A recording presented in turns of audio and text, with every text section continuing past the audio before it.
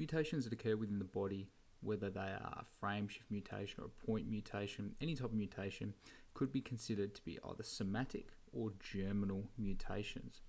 So if we look at what somatic means, some of the main points about somatic we could say is somatic mutations can't be inherited. They occur in somatic cells, so body cells, and as a result they don't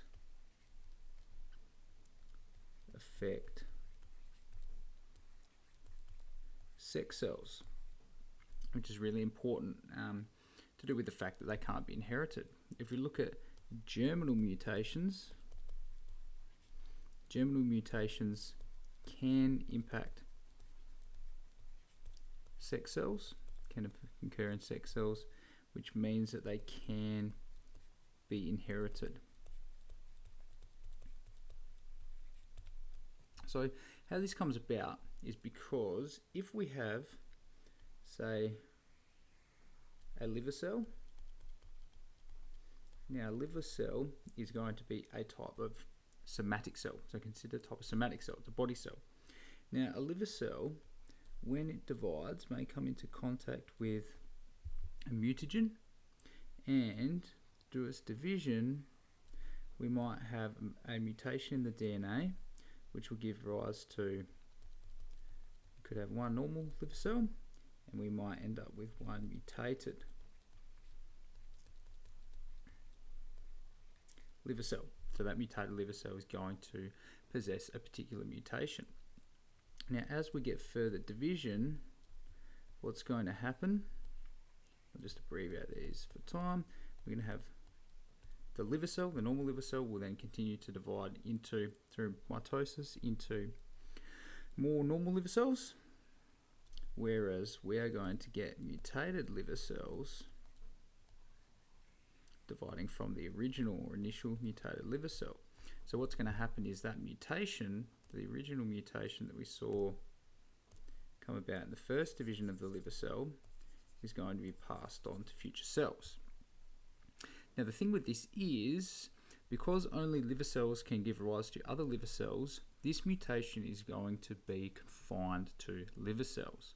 So it can't spread to different types of cells, and it can't be inherited, because a parent's liver cell is not going to be ever passed on to that of their progeny. The only cells that are going to be passed on are the sex cells, and those sex cells do not contain a copy of the mutated DNA from that liver cell. Alright, let's now compare that to a germinal mutation, where an individual might have a sperm cell that is mutated. So we're going to have a mutated sperm cell. Now if that mutated sperm cell goes on to fertilize an egg cell,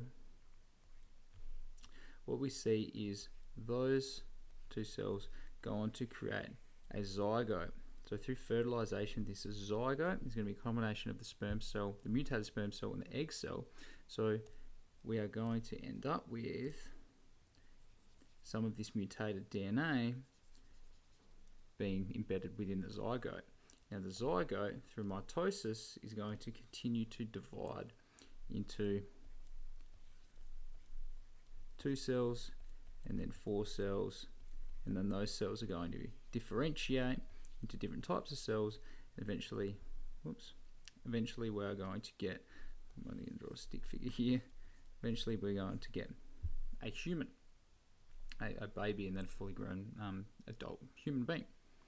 So the issue with this sperm cell being mutated is that when it fertilizes with the egg cell, this original zygote, the single cell, is going to contain mutated DNA, and every single cell is going to contain mutated DNA. Now going forward, what this means is if this individual is a male, there's a chance that some of their sperm cells will be mutated or have the mutated DNA, and some of their sperm cells will not, because sperm cells are made through meiosis and they only have a half set of DNA, there's pretty much a 50% chance that their sperm cells will have mutated DNA, 50% chance that they won't. So this mutated sperm cell can pass on mutated DNA, the particular mutated gene, onto future progeny. Now, if we look at the chromosomes of an individual, so let's say we've got a mutated versus a non-mutated chromosome. We're looking at a particular gene on each one. So chromosome on the left is, we'll call it chromosome 1.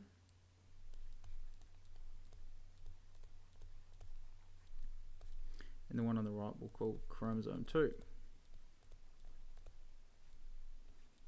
Now, this particular gene is on chromosome 1 is mutated, and this particular gene is normal. Actually, I should say, rather than chromosome 1 and 2, chromosome 1 and chromosome, let's call it chromosome A and chromosome A. So they're both versions of chromosome A. One has a mutated gene, one has a normal gene. So this individual with a mutated gene must have inherited some mutated DNA through a mutated sperm cell. So what we can say is these are two different types of alleles. So alleles are different versions of the same gene. So one version here is a mutated version, one is a non-mutated version, which could give rise to different phenotypes or different appearance. Let me just go back. Alleles. Sorry, I spelled that wrong. All right, last little point that I want to make about somatic cells and their division is if, say for example, this mutated liver cell here, this mutated liver cell, the mutation was a gene such as a tumor suppressing gene or a proto-oncogene, what can happen is this could give rise to cancer as well. So this is what happens when we see a tumor forming. If the mutation in that liver cell occurred in something like a proto-oncogene, which is going to try and regulate cell division, or a tumor suppressing gene, which is going to try and regulate cell division. If we see these mutated liver cells starting to divide uncontrollably, it could lead to a growth, could lead to a tumor, a primary tumor in a particular area of the body. If that then spreads, we could see secondary tumor and cancer spreading throughout an individual.